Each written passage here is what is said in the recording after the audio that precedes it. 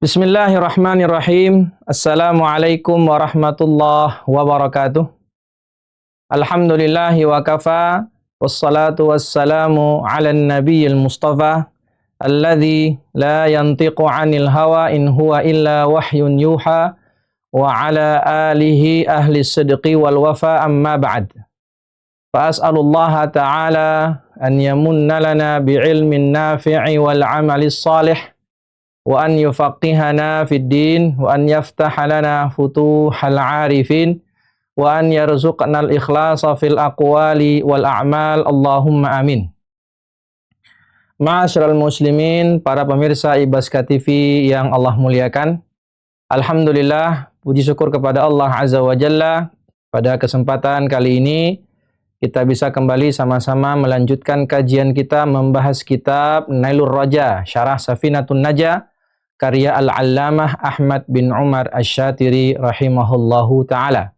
Salawat dan salam tak lupa senantiasa tercurahkan kepada Nabi kita Muhammad sallallahu alaihi wasallam, beserta keluarga beliau, sahabat, dan orang-orang yang mengikuti sunnah-sunnahnya hingga akhir zaman. Amin, amin, ya rabbal alamin. Para pemirsa Ibaska TV yang Allah muliakan, pembahasan kita terakhir masih membahas kitab sholat atau bab sholat, yang mana sudah masuk ke pembahasan rukun-rukun sholat. Dan terakhir kita sudah sampai ke rukun yang keenam, yaitu tuma'ninah ketika ruku'. Kita lanjutkan pembahasan di rukun yang ketujuh dan seterusnya. Qala al-musannif rahimahullahu ta'ala wa nafa'ana bi'ulumihi fid dunya wal akhirah. As-sabi'u al-i'tidal. Al-i'tidalu lughatan al-istiqamah. Yang namanya i'tidal itu artinya istiqamah, berdiri tegak lurus. Wa syar'an an ya'uda ar-raki'u ila ma kana 'alaihi qabla ruku'ihi, dan secara istilah i'tidal adalah seorang yang ruku' kembali ke posisinya semula sebelum ruku', baik ketika itu posisinya sedang duduk maupun sedang berdiri. Al-ma'na anna sabi'a min arkanis salati an ya'udal musalli ba'da ruku' ila ma kana 'alaihi qablahu. Rukun yang ketujuh adalah i'tidal, yang berarti seorang yang salat kembali ke posisi sebelum dia ruku', baik kondisinya saat dia itu berdiri maupun kondisinya sedang duduk. Dan disebutkan di sini syarat-syarat i'tidal, ya. I'tidal itu punya dua syarat. Yang pertama, yushtaratu alla yaqsida bihi ghairahu. Ketika dia bangkit dari ruku' menuju i'tidal, bangkitnya ini memang diniatkan untuk i'tidal, bukan untuk sesuatu yang lain. Misal, dari ruku' dia melihat hewan berbahaya, dia lihat ular misalnya, atau lihat hewan lain, kaget. Kemudian dia bangkit berdiri ke posisi i'tidal, tapi karena kaget melihat ular, maka i'tidalnya tidak sah. Kenapa? Niat ketika bangkit itu bukan untuk i'tidal, tetapi untuk menghindari hewan berbisa tadi. Maka ketika itu dia kembali ruku', ulangi ruku'nya dan ulangi i'tidalnya supaya i'tidalnya sah. Yang kedua, wa alla yutawwilahu 'ala dzikril masyru'i fihi qadral Fatihah. Syarat yang kedua agar i'tidal kita sah adalah tidak boleh memanjangkan bacaan ketika i'tidal. Tidak boleh memperlama posisi i'tidal. Kenapa? Karena i'tidal itu menurut pendapat resmi dalam mazhab Syafi'i yang mu'tamad adalah ruknun qasir, rukun yang pendek. Sehingga kalau memanjangkan i'tidal melebihi kadar, berapa kadarnya? Yaitu membaca zikir yang disyariatkan saat i'tidal plus membaca Al-Fatihah. Jadi membaca Rabbana lakal hamdu mil'us samawati wa mil'ul ardi wa mil'u ma syi'ta min syai'im ba'du, dan membaca Al-Fatihah. Kira-kira berapa lama tuh ukuran membaca zikir i'tidal dengan baca Al-Fatihah? Kira-kira misalnya 1,5 menit atau 2 menit. Maka kalau memperpanjang i'tidal lebih dari 2 menit, maka i'tidalnya tersebut batal dan juga mengakibatkan batalnya sholat. Ini pendapat mu'tamad. Maka dikatakan di sini, fa in tawwalahu 'amidan 'aliman batalat sholatuhu. Kalau dia memanjangkan i'tidal lebih dari kadar yang kita sebutkan tadi, maka sholatnya batal jika dilakukan secara sengaja. Li'annahu ruknun qasir, karena i'tidal itu rukun pendek. Waqtara katsirun kaunahu tawilan wa alaihi fala yadurru tatwiluhu.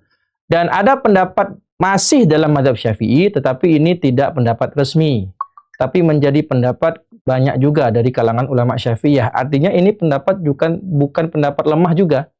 Ya, meskipun bukan pendapat resmi, tapi termasuk pendapat yang kuat dalam mazhab Syafi'i, mengatakan bahwasannya i'tidal itu bukan rukun qasir, bukan rukun pendek, tapi dia rukun tawil.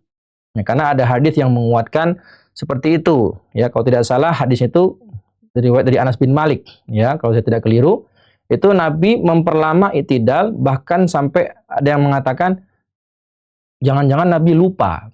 Ya, lupa untuk melanjutkan gerakan karena saking lamanya beliau di posisi i'tidal.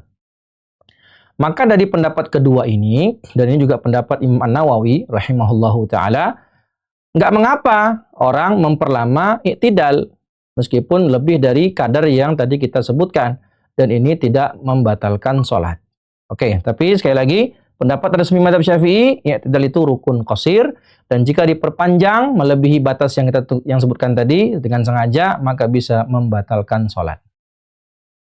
Rukun yang ke-8, ats-tsaminu at-tuma'ninatu fihi, yaitu tuma'ninah saat i'tidal. Al-ma'na anna ats-tsamin min arkanis sholati at-tuma'ninatu fil i'tidal bihaitsu yanfasilu raf'uhu minar ruku' an huwiyyihi ila sujud. Ketika i'tidal juga disyaratkan kita untuk tuma'ninah. Ya. Diam sejenak minimal seukuran membaca subhanallah. Ya, supaya untuk memberikan jeda antara satu gerakan ke gerakan yang lain itu ada jedanya, ya, bihaitsu yanfasilu raf'uhu, untuk memberi jeda antara posisi dia dari ruku, ya, posisi dia dari ruku ke i'tidal, dan dari i'tidal menuju sujud itu ada jedanya, tidak boleh tidak ada jeda, ya. Kemudian rukun yang ke-9, as-sujudu marratain. Ya, kata-kata marratain 2 kali. Satu-satunya gerakan sholat yang harus diulangi sampai 2 kali dalam satu rakaat itu hanya sujud. Ya. Kata para ulama, hikmahnya adalah untuk menunjukkan bahwasannya sujud itu adalah bentuk tertinggi ketunduan dan penghinaan diri seorang hamba di hadapan Allah Subhanahu wa taala. Ya. Karena ketika kita sujud itu kita meletakkan bagian tubuh kita yang kita anggap paling mulia ke tanah sebagai bentuk penghambaan dan bentuk penghinaan kita, ya, at-tadzallul kita kepada Allah Azza wa Jalla. Makanya disebutkan sujud secara bahasa artinya at-tatamun wal mail, menunduk, dan al-mail, ya, cenderung atau condong. Waqila al-khudu'u wat tadallul, ya. Yang namanya sujud itu bentuk al-khudu', menundukkan diri, wat tadallul, menghinakan diri di hadapan Allah. Wa syar'an mubasyaratu jabhatil musalli ma yusalli alaihi min ardin au ghairiha. Mubasyaratu jabhah. Jadi kata beliau, apa sih arti sujud secara istilah? Yaitu menempelkan jidat. Sehingga dalam sholat, sujud itu satu-satunya anggota sujud yang wajib dibuka adalah jabhatun. Ya. Tidak boleh jidat kita tertutup. Harus ada bagian jidat yang terbuka yang nempel ke tempat sujud. Baik tempat sujudnya itu tanah, ataupun selainnya seperti karpet atau sajadah. Ya, jadi kata beliau, definisi sujud adalah mubasyaratu jabhatil musalli ma yusalli alaihi, yang menempelkan jidat ke tempat sujud. Ya. Di sini hanya menyebutkan menempelkan jidat. Jadi sujud itu artinya menempelkan jidat kita, jabah kita di tempat sujud. Dan ada pendapat yang kedua, nanti wa kadza arafahul aktsarun. Begitu pula para ulama Syafi'i yang mayoritas mendefinisikan sujud tadi.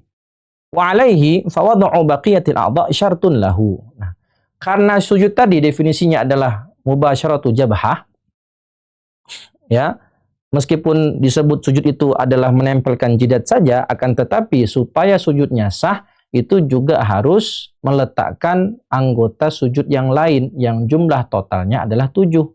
Ya, maka wad'u baqiyatil a'dha itu syartun. Ya, meskipun di definisi sujud itu hanya disebutkan jabahah saja, akan tetapi supaya sujudnya itu sah, yaitu kita menempelkan 7 anggota sujud, yaitu jidat, kedua telapak tangan, kedua lutut, dan juga kedua kaki. Ya. Waqila as-sujud wad'u jami'il a'dha'i sab'ah. Dan definisi sujud yang kedua adalah, yaitu sujud itu disebut sujud ketika kita menempelkan seluruh anggota sujud. Ya, nggak cuma jabahah saja. Jadi perbedaan di sini dari definisi. Definisi sujud yang pertama yaitu mubasyaratu jabahah, menempelkan jidat. Tetapi tetap harus supaya sujudnya sah menempelkan anggota sujud yang lain. Sedangkan definisi yang kedua disebut sujud jika dia menempelkan seluruh anggota sujud. Ya, jadi perbedaannya hanya dari definisi saja, tetapi syarat sujudnya biar sah tetap menempelkan seluruh anggota sujud yang jumlahnya 7. Nah, al-makna anna tasi'a min arkanis shalah as-sujudu marrataini fi kulli raka'atin. Rukun yang ke-9 adalah sujud sebanyak 2 kali di setiap rakaat. Wali sujudi syurutun satati, dan syarat-syarat sujud itu akan dibahas di pembahasan berikutnya. Rukun yang ke-10 at-tuma'ninatu fihi, yaitu tuma'ninah ketika sujud. Ya, annal ashira min arkanis shalah at-tuma'ninatu fis sujud. Tuma'ninah saat posisi sujud. Bihaitsu yanfasilu huwiyuhu ila kulli sajdatin an raf'ihi minha. Ya, sebagaimana tadi i'tidal ya, tumakninah itu memberikan jeda. Memberikan jeda agar gerakan salatnya itu dibedakan antara gerakan yang satu dengan gerakan yang lain. Dan tadi minimal tumakninah adalah sekedar mengucapkan kalimat subhanallah. Yang ke-11, al-julusu bainas sajdataini. Al-ma'na annal hadiya asyara min arkanis shalah al-julusu bainas sajdatain. Duduk di antara 2 sujud. Kemudian duduk di antara 2 sujud juga memiliki syarat. Ada 2 syarat. Yang pertama, alla yaqsida birraf'i ghairahu, sama kayak ideal tadi. Bangkit dari sujud, niatnya memang untuk duduk di antara 2 sujud, bukan niat yang lain seperti kaget atau apapun itu. Yang kedua, wa alla yutawwilahu 'ala dzikril masyru' fihi qadra aqalli tasyahud. Nah, ini disebutkan juga sebagaimana i'tidal dalam pendapat resmi mazhab Syafi'i itu rukun qasir, rukun pendek, begitu pula sujud duduk di antara 2 sujud termasuk rukun qasir. Maka tidak boleh memperlama posisi duduk di antara 2 sujud. Seukuran apa? Seukuran membaca zikir yang disyariatkan ketika duduk di antara 2 sujud plus membaca aqallut tasyahud, minimal bacaan tasyahud. Ya, bacaan zikir ketika posisi duduk di antara 2 sujud, Rabbighfirli atau Rabbighfirli warhamni wajburni warfa'ni wahdini wa'afini wa'fu anni. Plus tambah bacaan minimal tasyahud. At-tahiyatu lillah, salamun alaika ayyuhan nabiyyu wa rahmatullah wa barakatuh.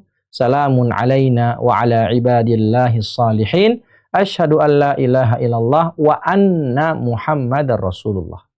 Ya. Jadi kira-kira butuh sekitar 1,5 menit lah, ya, lebih kurang. Kalau lebih dari itu, berarti disebut memanjangkan rukun qasir, dan itu bisa membatalkan sholat, sebagaimana i'tidal tadi. Dan juga waqtara katsirun annahu tawil. Nah, sebagaimana i'tidal juga ada pendapat kedua dalam mazhab Syafi'i, dan ini juga pendapat yang dipilih oleh banyak di antara ulama Syafi'iyah, bahwasannya duduk di antara 2 sujud itu rukun tawil. Wa alaihi fala yadurru tatwiluhu kama fil i'tidal. Oleh karena itu, tidak mengapa memperpanjang posisi duduk di antara 2 sujud, dan itu tidaklah membatalkan sholat. Rukun yang ke-12 at-tuma'ninatu fihi. Ya. An-natsani 'asyar min arkanis shalah at-tuma'ninah fil julusi baina as-sajdatain bihaitsu yanfasilu raf'uhu minas sajdatil ula an huwihi ila tsaniyah.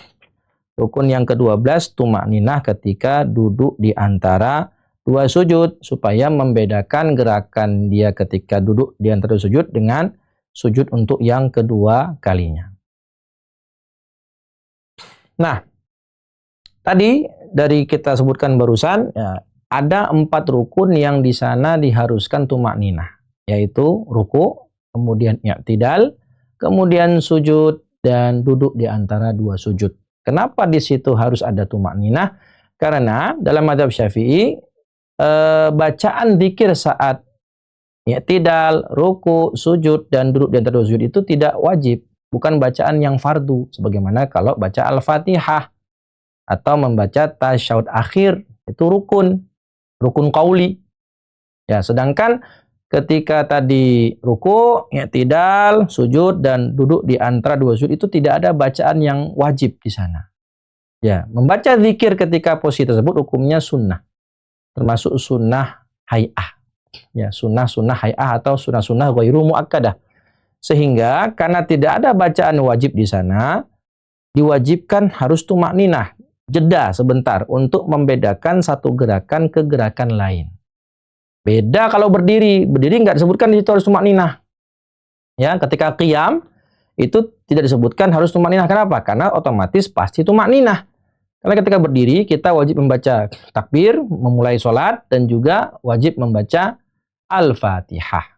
Ya, dan Al-Fatihah tentu sudah melebihi batas minimal tumakninah yang cuman sekedar mengucapkan kalimat subhanallah. Begitu pula saat tasyahud akhir itu tidak disebutkan harus tumakninah. Kenapa? Karena sudah pasti ketika tasyahud akhir kita duduk, itu posisi kita pasti tumakninah. Karena diwajibkan membaca tasyahud akhir dan juga sholawat atas Nabi di sana. Ya, rukun yang ke-13, at-tasyahud al-akhir. At-tasyahud fil asli ismun li syahadataini faqat thumma utliqa ala tasyahudi al-ma'ruf listimalihi alaihima. Jadi secara hukum asal, secara asal kata tasyahud itu adalah ismun li syahadatain, yaitu nama dua kalimat syahadat. Tetapi kemudian disebut juga, digunakan kata tasyahud untuk menyebut bacaan tasyahud yang ma'ruf. Yang tadi kita sebutkan ya, at-tahiyatu lillah, salamun alaika ila akhir. Itu aqallu tasyahud. Al-ma'na anna tsalits asyar min arkanis shalah at-tasyahhudul ladzi yu'ta bihi akhiraha. Wa sayu'lamu mimma ya'ti. Rukun yang ke-13 adalah membaca tasyahud ya di akhir menjelang salam, dan akan kita ketahui di pembahasan berikutnya. Lalu kemudian beliau menyebutkan tasyahud itu memiliki syarat. Ada 2 syarat. Yang pertama, yushtaratu an yakuna bil arabiyyah. Ya, membaca tasyahud harus pakai bahasa Arab. At-tahiyatu lillah, salamun alaika ila akhir. Ya. Artinya berarti kita di sini wajib hafal bacaan tasyahud.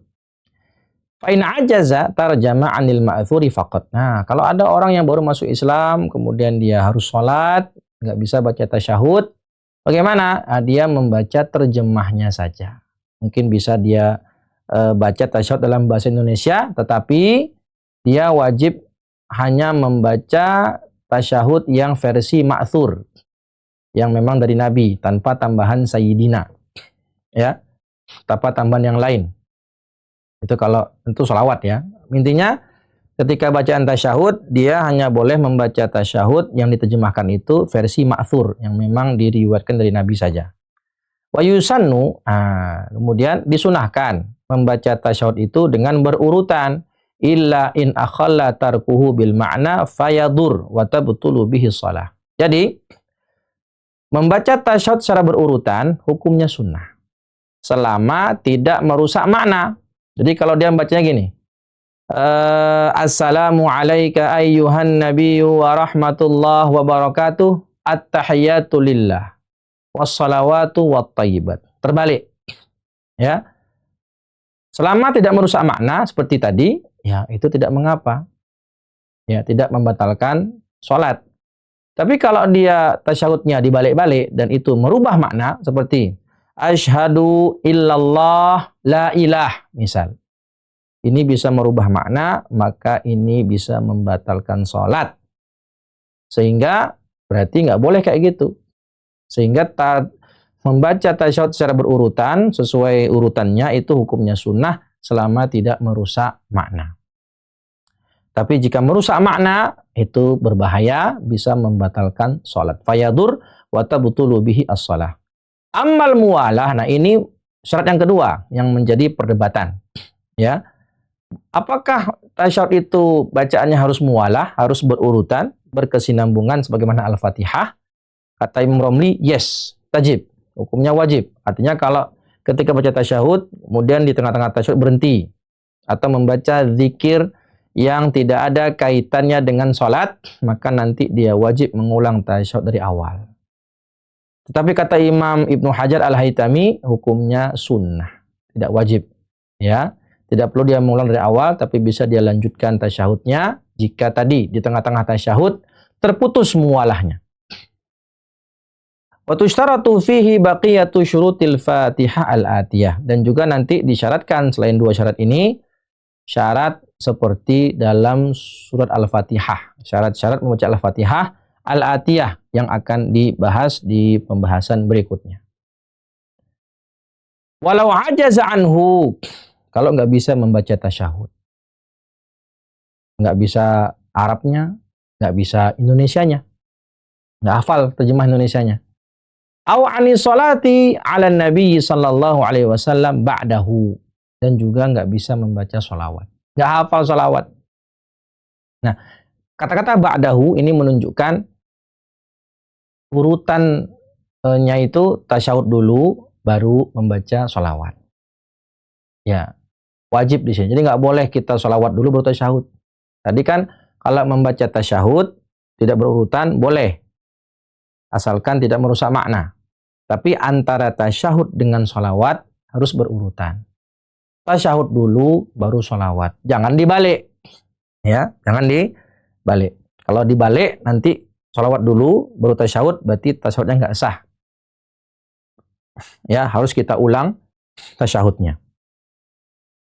Lam yajib badaluhu an Ibni Qasim. Ya, kalau nggak bisa baca tasyahud, nggak juga bisa baca sholawat, maka tidak perlu membawa gantinya. Tidak perlu membaca bacaan ganti. Menurut Ibnu Qasim, wa nuqila 'ani Romli al-wujub. Sedangkan kata Imam Romli tetap wajib dia membaca ganti dari bacaan zikir-zikir tersebut. Ya, sebagaimana pembahasan Al-Fatihah kemarin. Kalau nggak bisa baca Al-Fatihah, ganti dengan zikir atau dengan 7 ayat yang lain selain Al-Fatihah. Kalau nggak bisa juga baca ayat, maka dengan zikir dan doa. Kalau nggak bisa juga berarti dengan diam seukuran membaca Al-Fatihah. Ar-Rabi' asyar, rukun yang ke-14, al-qu'udu fihi, anna ar-Rabi' asyara min arkani shalah al-qu'udu fit tasyahudil akhir 'alal qadir. Ya, 'alal qadir. Duduk saat tasyahud akhir bagi yang mampu. Bagi yang nggak mampu ya bisa dia posisinya dalam keadaan berbaring atau nanti dalam keadaan terlentang seperti itu. Rukun yang ke-15, as-salatu 'alan nabi sallallahu alaihi wasallam fih. Membaca sholawat atas nabi di tasyahud akhir. Ya, membaca sholawat atas nabi di tasyahud akhir. Bi an ya'tiya biha ba'dahu. Ya, jadi dia baca dulu tasyahud akhir, baru membaca sholawat sebagaimana tadi yang saya sebutkan. Wala yadurru takhallulu dzikrin aw sukutin bainahuma walau tawilan.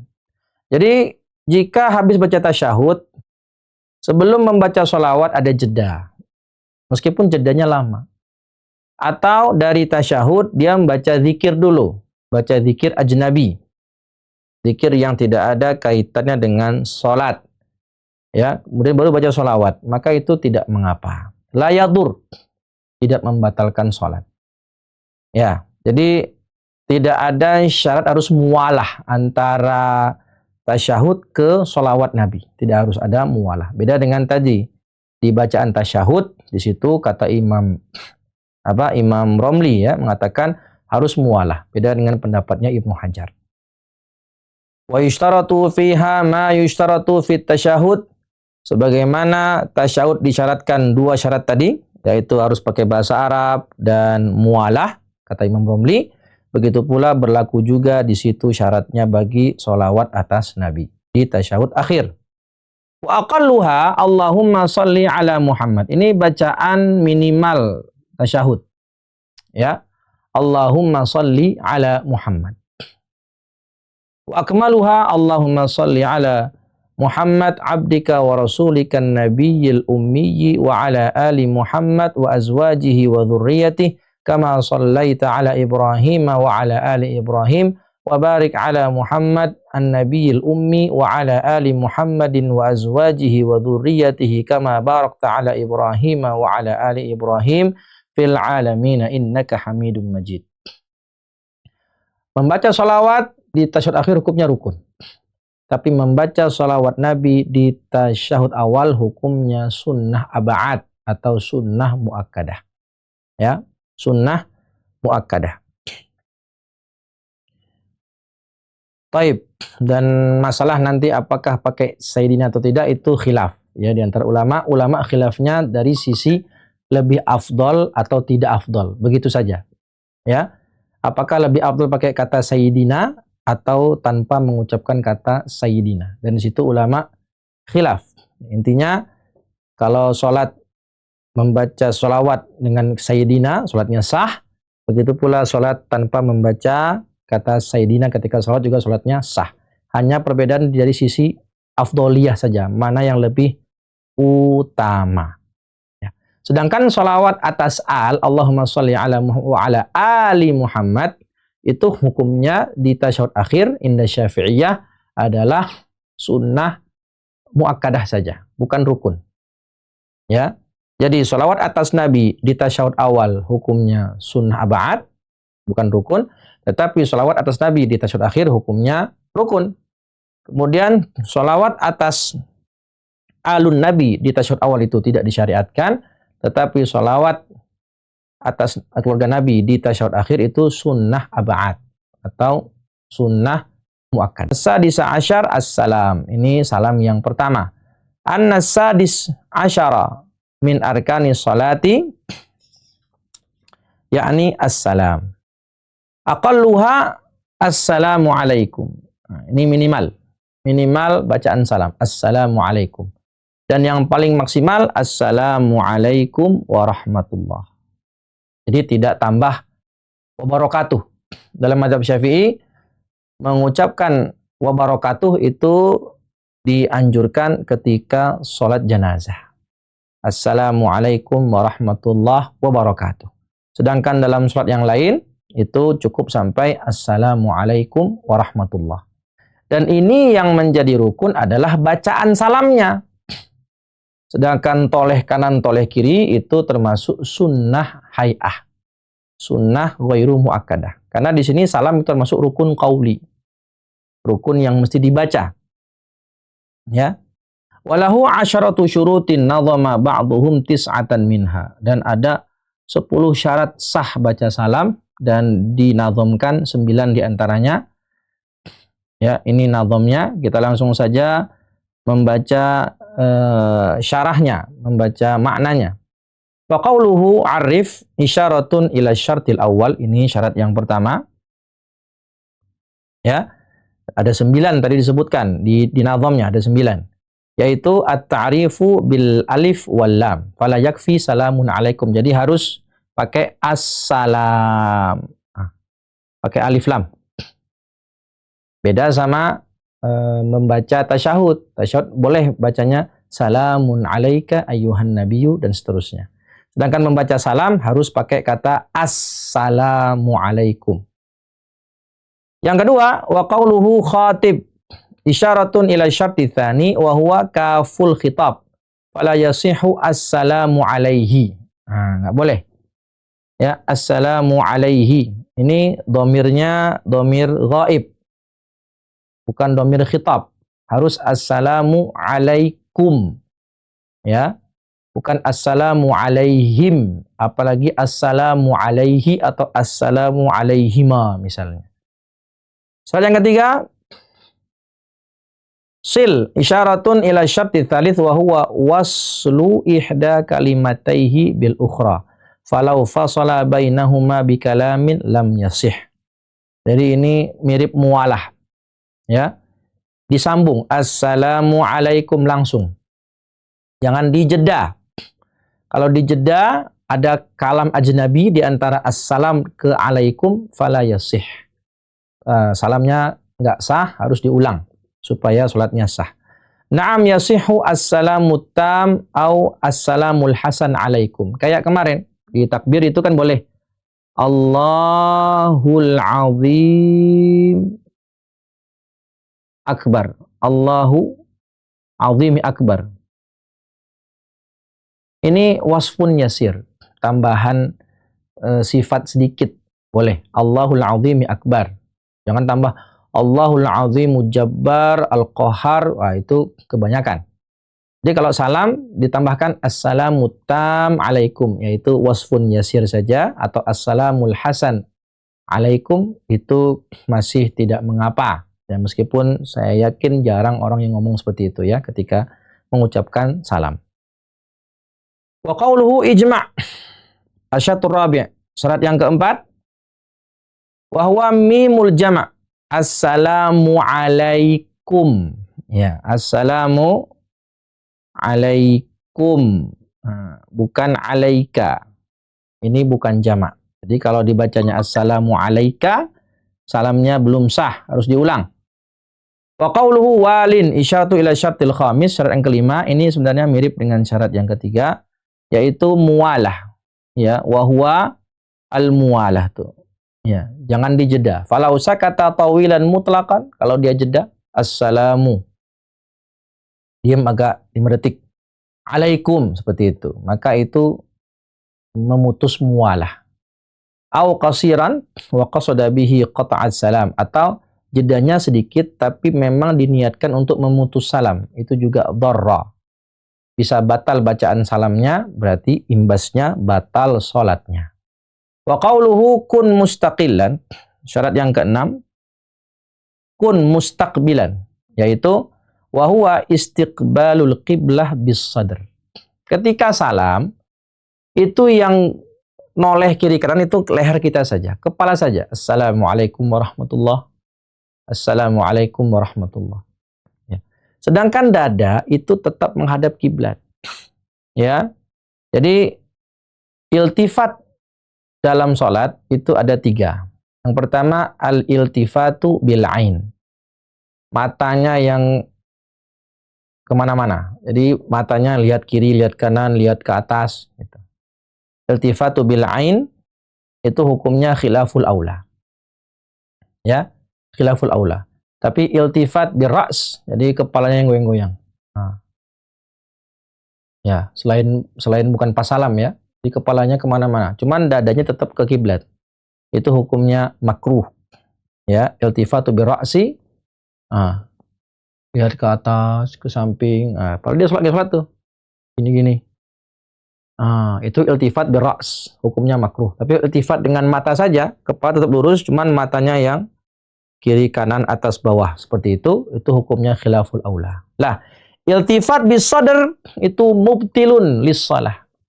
Jadi, misalnya dia salamnya terlalu lebay. Assalamualaikum warahmatullah. Dadanya itu berpaling dari arah kiblat. Maka ini bisa membatalkan sholat. Karena di antara syarat sholat adalah menghadap kiblat. Wa qauluhu la taqsid bihi al-khabara. Syarat yang ke-7, yaitu tidak dimaksudkan salamnya itu hanya khobar, ya, apa istilahnya? Khobar itu memberitahu saja. Ya, alla yaqsida bis salamil khabar faqat, memberitahukan saja, berita. Bal at-tahallul wahdahu, yaitu tahallul itu artinya al-khuruju minas shalah. Ya. Al-khuruju minas shalah. Jadi diniatkan ketika salam untuk keluar dari salat. Ya, au ma'al khabar, au yutliq, Jadi kalau dia qasoda bil khobar faqat, ini bisa membatalkan sholat. Tapi kalau dia niatnya selain khobar plus at-tahallul, itu boleh. Atau niatnya tahallul saja, keluar dari sholat, itu juga apa namanya boleh, ya, hukumnya sah.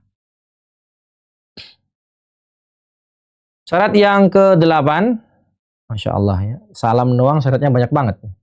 Isyaratun ila syarti tsamin wa huwa an ya'tiya bis salam min julus. Dia salamnya dalam keadaan masih duduk. Artinya kalau orang baca salam, Assalamualaikum, sudah posisi berdiri atau beranjak berdiri, ya berarti salamnya belum sah. Duduk dulu, selesaikan salam, baru boleh berdiri. Wa qauluhu asmi' bihi nafsan. Isyarah ila syarti tasi'. Ya, syarat yang ke-9, an yusmi'a bihi nafsahu haitsu la mani'. Jadi membaca bacaan salat itu ini harus terdengar oleh minimal oleh yang membaca. Haitsu la mani', selama tidak ada penghalang seperti suara gaduh segala macam. Jadi kalau dalam keadaan normal, ketika dia membaca zikir-zikir dalam salat seperti ini, salam ini kan rukun qauli, harus terdengar minimal oleh yang membaca. Assalamualaikum warahmatullahi. Gitu. Jangan dalam hati. Nah, memang yang rukun itu kan salam pertama, sedangkan salam kedua hukumnya sunnah. Tapi kalau dia membaca salam atau bacaan zikir yang lain dalam salat yang wajib, membaca tasyahud akhir, selawat Nabi, tasyahud akhir, kemudian membaca Al-Fatihah, ya, dia hanya dalam hati atau cuman gerak mulut saja, nggak ada suaranya. Nah ini kan nggak kedengeran. Bahkan yang baca pun nggak kedengeran. Maka bacaan zikirnya nggak sah. Al-Fatihahnya nggak sah. Atau membaca salamnya nggak sah. Harus diulang. Sampai terdengar minimal sama yang baca. Al-ashir alla yazida au yunqisa. Nih, tambahan ya. Jadi ini yang ke-8, ini yang ke-9, kemudian ini yang ke-10. Alla yazida au yunqisa ma yughayyirul ma'na. Tidak menambahkan lafaznya tadi atau mengurangi yang mana bisa merubah makna. Wala budda an yakuna bil arabiyyah in qadara 'alaiha, dan harus pakai bahasa Arab jika mampu, wa illa tarjama anha. Kalau nggak bisa bahasa Arab, nggak bisa mengucapkan salam dalam bahasa Arab, ya pakai terjemah bahasa lain kalau nggak mampu. Tapi insya Allah ya, membaca Assalamualaikum itu gampang. Ya, mudah. Bahkan non-muslim pun banyak yang bisa mengucapkan Assalamualaikum warahmatullah. Kan begitu. Syarat yang ke-17. Yang terakhir, ya, syarat yang ke-17 yang terakhir di sini yaitu berurutan. At-tartib. An-nasabi' asyar min arkanis shalah tartibuha kama dzukir. Berurutan sebagaimana tadi yang sudah kita sebutkan. Falau lam yurattib bainaha bi an qaddama ruknan ala mahallihi. Kalau enggak berurutan seperti mendahulukan rukun yang harusnya rukun itu di belakang, dibuat di depan. Fa imma an yuqaddima fi'liyan ala ruknin fi'li au qauli. Dia mendahulukan rukun fi'li daripada rukun fi'li yang lain atau rukun qauli. Contohnya apa? Ka'an sajada qabla ruku'ihi. Mendahulukan rukun fi'li. Seperti dia sajada qabla ruku'ihi, sujud dulu baru ruku'. Kebalik. Harusnya habis i'tidal, habis berdiri ruku'. Baru i'tidal baru sujud. Ini enggak, dari berdiri langsung sujud, masalah. Jadi dia mendahulukan sebuah rukun fi'li daripada rukun fi'li yang lain dan juga dari rukun qauli. Wa ka'an raka'a rafa'a qabla qira'ah. Di sini kalau di kitab ini ka'an raka'a. Dalam kitab Nil Roja yang lain, cetakan lain, itu ka'an roka'a. Ya, roka'a berarti ya, dia ruku sebelum baca Al-Fatihah. Kalau tadi kan mendahulukan rukun fi'li dari rukun fi'li yang lain. Nah, sekarang mendahulukan rukun fi'li daripada rukun qauli. Harusnya berdiri baca Al-Fatihah dulu baru ruku. Ini enggak ruku dulu baru sebelum membaca Al-Fatihah. Itu yang pertama. Ya, mendahulukan rukun qauli dari rukun qauli yang lain dan dari rukun fi'li. Mendahulukan rukun fi'li, afwan. Mendahulukan rukun fi'li dari fi'li dan qauli. Yang kedua, mendahulukan rukun qauli dari rukun fi'li atau rukun qauli. Ya. Seperti apa? Ka'an qaddama at-tasyahud 'ala sujud. Baca tasyahud dulu baru sujud. Ya, ini rukun qauli. Didahulukan daripada rukun fi'li. Kemudian wa ka'an qaddama as-salata 'ala nabi sallallahu alaihi wasallam 'ala tasyahud. Mendahulukan salawat atas nabi daripada tasyahud. Ini mendahulukan rukun qauli dari rukun qauli yang lain. Wa imma an yuqaddima salam. Jadi ini kemungkinan yang pertama. Ya. Kemungkinan yang pertama ini mendahulukan rukun fi'li dari rukun fi'li yang lain dan juga rukun qauli. Yang kedua, kemungkinan yang kedua adalah mendahulukan rukun qauli dari rukun qauli yang lain atau dari rukun fi'li. Yang ketiga, mendahulukan salam daripada tempatnya. Jadi harusnya belum salam, malah salam duluan. Dan masing-masing keadaan itu memiliki hukum. Fafil ula, di keadaan yang pertama, in alima wa ta'ammat batalat salatuhu. Yang ula tadi, dia tadi apa tadi? Yang pertama itu sujud dulu baru ruku. Kebalik. Kalau disengaja batalat salatuhu wa illa fala. Lakin tajibu alaihi i'adatul muqaddami fi mahallihi in lam yablugh mathaluhu atau in lam yablugh mithlahu. Jadi, kalau tadi ada orang sujud dulu padahal belum ruku, maka wajib dia kembali. Kalau disengaja batal ya. Tapi kalau lupa habis baca Al-Fatihah langsung sujud, berarti dia lupa, nggak sengaja. Bagaimana caranya? Kembali ke posisi berdiri, kemudian ulangi rukuknya, kemudian i'tidal, baru ulangi sujudnya. Seperti itu. Selama dia belum sampai ke rukun yang sama. Tapi kalau misalnya dia sudah sampai di rukun yang sama di rakaat selanjutnya, misalnya tadi dia habis baca Al-Fatihah, langsung sujud. Kemudian duduk di antara dua sujud, kemudian sujud lagi, terus berdiri, baca Al-Fatihah. Habis baca Al-Fatihah kan ruku. Nah, dia baru ingat, oh iya tadi rakaat pertama belum ruku dan belum i'tidal. Maka karena sudah sampai di rukun yang sama di rakaat selanjutnya, maka yang tadi rakaat pertama yang tidak ada ruku dan i'tidal itu dianggap cancel. Tidak ada. Berarti sekarang dia masih di rakaat yang pertama. Seperti itu. Ya. Wa illa qama maqamahu wa tadarakal baqi min salatihi. Tadi sudah saya sebutkan ya, kalau sudah sampai di rukun yang sama di rakaat berikutnya yang tadi dia lupa, maka rakaat pertama tadi dianggap tidak ada.